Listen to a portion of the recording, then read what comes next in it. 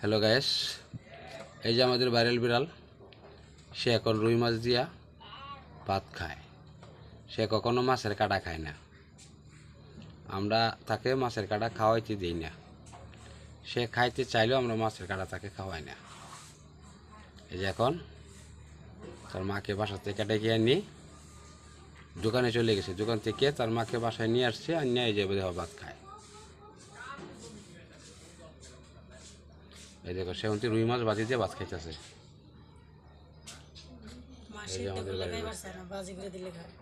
আর মাছ আমার বিড়াল সবসময় ভাজি করে দিতে হয়। আমার বিড়ালকে রুই মাছ ভাজি।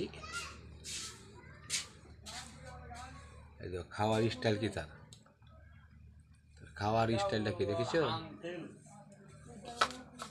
খাওয়ার স্টাইল অনেক সুন্দর স্টাইল খাওয়া।